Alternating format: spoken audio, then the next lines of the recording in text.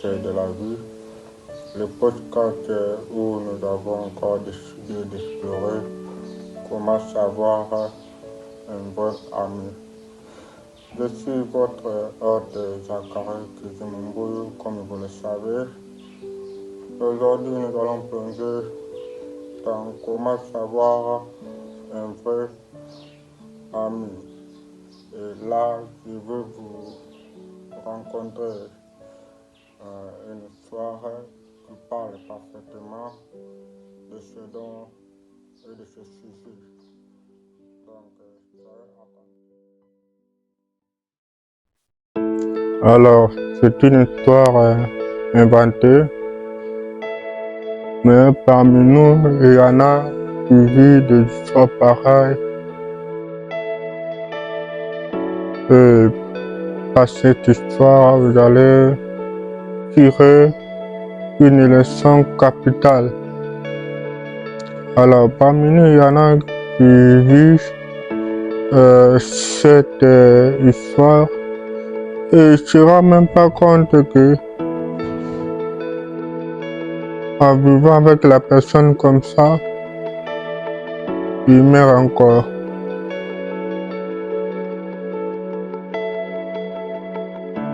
Alors, je vais vous lire une histoire. Cette histoire, c'est une histoire inventée. Moi, j'ai nommé le nom de Malik et Thomas. Donc, écoutez maintenant cette histoire, comment c'était passé. Malik était un jeune homme gentil et ambitieux. Il rêvait de devenir architecte. À l'université, il se lia d'amitié avec Thomas, un garçon très charismatique, mais un peu manipulateur. Au début, Malik trouvait Thomas amusant. Il connaissait tout le monde, il avait toujours des plans de sortir et il savait comment rendre la vie excitante. Avec le temps, Malik remarqua que Thomas ne l'encourageait jamais vraiment quand Malik voulait étudier. Thomas lui proposait plutôt d'aller faire la fête. Quand Malik parlait de ses rêves, Thomas se moquait de lui, disant que ce n'était pas pour des gens comme eux.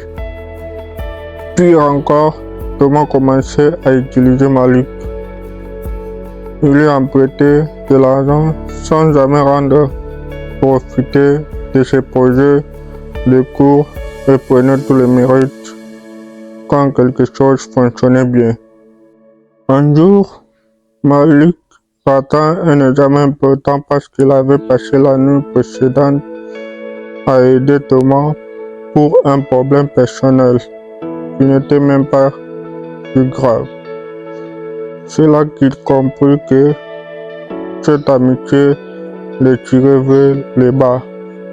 Malik décida de prendre ses distances, même si cela lui faisait mal. Quelques mois plus tard, Malik se concentra sur lui-même, retrouva sa motivation et entra finalement dans une grande école d'architecture. Il rencontra de nouveaux amis qui le soutenaient réellement. En y repensant, il réalisa que parfois perdre un ami est le premier pas vers une vie meilleure. J'espère que vous avez compris cette histoire. Cette histoire vraiment nous parle de beaucoup de choses et on va se rendre compte que c'est dans les conseils qui va nous donner et qui va nous permettre comment être avec des amis pareils. Parfois, si on a un ami, nous descendons encore vers bas il faut vraiment se détacher de lui. Parce que si tu ne veux pas de le faire, tu vas commencer toujours à tomber. Et comme c'est un ami, lui va partir. C'est à toi que tu vas souffrir. Écoutez ici ce que Malik a fait. Malik prendra ses distances et se rend compte que perdre un ami est le premier pas vers une vie meilleure. Parfois, nous ne trouvons pas une vie meilleure parce que nous-mêmes sommes des sorciers de nous-mêmes. Alors, il faut laisser ce qui est vraiment mauvais comme des amis, comme même votre parent, qui sont des mauvaises personnes. Mais il faut les fuir. Mais tu vas tomber et tu mourras. Donc, merci beaucoup de nous suivre. Alors, parfois tu te demandes comment avoir un vrai ami. Alors, votre hôte Bakary vous amène un peu de solutions pour trouver comment savoir un vrai ami. Première, il vous soutient de vos projets. Un vrai ami se réjouit de votre souche. Il vous encourage encore davantage de poursuivre votre rêve. Il ne vous jalousie pas, mais il réjouit encore davantage de vos accomplissements avec vous. Donc, je vais parler sur les amis là.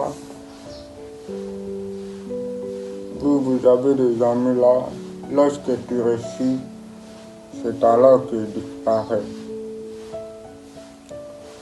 Lorsque tu es dans la joie, c'est alors qu'il ne se voit plus. Un ami, lorsque tu es dans la joie, il enfonce le visage. Ce n'est pas du tout un bon ami. Alors il faut être vraiment prudent. Tu peux avoir un ami. Il est là dans tous les temps, même dans les circonstances, quand tu pleures, même quand tu es dans la joie. Mais il est là, sa présence est là pour que tu puisses échouer. C'est pourquoi nous vous demandons d'être prudent. Je demande souvent, surtout aux jeunes mamans là. Aux jeunes mamans, vous avez vos amis.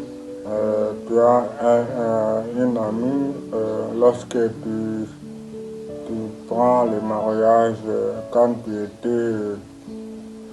vous étiez avec lui dans les mauvais moments, il faisait que de venir en tout moment.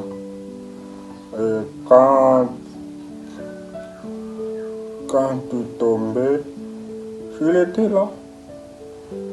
La façon dont il tombait là, ça lui faisait du bien. Et il était là pour se te donner encore de tomber. Mais lorsque tu as réussi, ou bien tu as eu un enfant, il disparaît.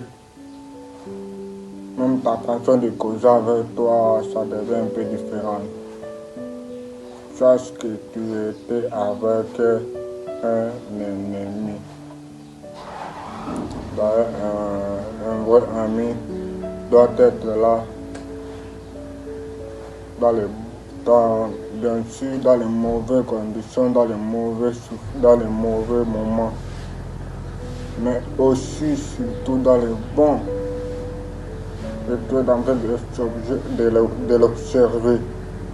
Est-ce que mes bonheurs, ça lui a fait du bien? Il faut observer, il faut être un grand observateur pour y arriver à trouver un bon ami. Voilà un peu commencer par parler de la première étape. Il vous écoute réellement. Un vrai ami, il vous écoute sans interrompre, sans minimiser de ce que vous ressentez. Il est attentif à vos besoins émotionnels. Vous avez un ami là, lorsque vous parlez de choses importantes. Vous avez un ami là, lorsque vous passez des moments difficiles. Vous doit quand même être attentif de ce que d'abord vous parlez. Vous voyez un peu. Et lorsque vous parlez, il ne doit pas interrompre. Tu dis par exemple, mon ami, dis-moi avec quelque chose. Par exemple, papa me donne plus de transport, les moments un peu difficiles et tout. Et tout comme ça. Et je vous dis à la pause, je vais vous donner. Mais la pause arrive, il disparaît. Et vous allez dire c'est quelle sorte d'amitié ça. Il faut totalement changer. Parce que l'amitié se choisit. Lorsque tu vois que ça ne va pas avec l'ami là, quitte seulement. Même dans la famille. Tu ne dois pas attacher avec une personne qui n'est pas attentive malgré mon sang. Non. Même dans la famille. Donc, nous devons savoir comment distinguer les choses. Ce n'est pas dire que parce qu'il est de la famille, voilà, je peux lui parler parce qu'il est de la famille. Non, non, ce n'est pas ça. Donc,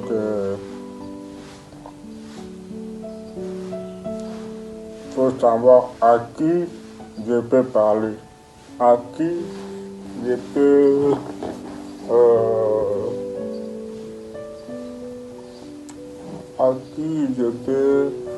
me donner mes soucis. Donc, troisième, c'est relation équilibrée. Une véritable amitié, les efforts sont réciproques. Vous donnez et vous recevez sans que l'un profite l'autre. Vous voyez un peu? Donc, vous êtes là avec un ami,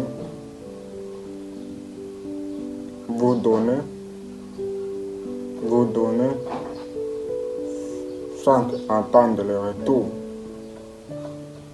Ne soyez pas un ami qui vous donne, et dans toutes les relations, lorsque vous vivez, et que tu mets déjà dans ta tête, ah, lui aussi va me donner aussi. Depuis moi je le donne, sache que tu as déjà tout détruit. Sache que tu as déjà tout détruit. On va un peu. Donc ne comptez pas votre nombre de vos biens. Donnez. Et faites du bien. Et les efforts doivent être réciproques. Vous donnez à moi, je suis la manquée, donc moi je dois lui donner. Ah. Dieu m'a donné. Oh. Je ne dois pas parler parce que lui aussi, lorsqu'il m'a donné, quel que soit petit, quel que soit grand, lorsqu'il m'a donné, mais si c'est petit, je ne dois pas aller chez mes amis, ou bien à la fin de mon ami, regarde celui-ci. Moi je l'ai donné comme ça, lui me donne ça. Un ami fainéant, un homme fainéant ou une fille fainéant. vois un peu, tu commences à critiquer. Tu dois être sincère, tu dois être honnête. Et surtout les malhonnêtes là, tu fais les choses pareilles, hein. Les malhonnêtes, même si tu ne dois pas parler aux gens et tout. Mais dans son cœur là, il parle de quoi? Dans son cœur là, il parle de toi quoi? Voilà un peu. C'est pourquoi je vous ai dit même dès le début, vous devez être prudent. Parce que le cœur de l'homme est torturé, donc vous devez être prudent. Voyez, lorsque vous faites du bien à quelqu'un, il faut même demander la présence de Dieu. Lorsque la personne va venir me faire du mal, donc toi Dieu soit là pour me protéger, soit Dieu soit là pour me défendre. Voilà un peu. Donc, merci beaucoup.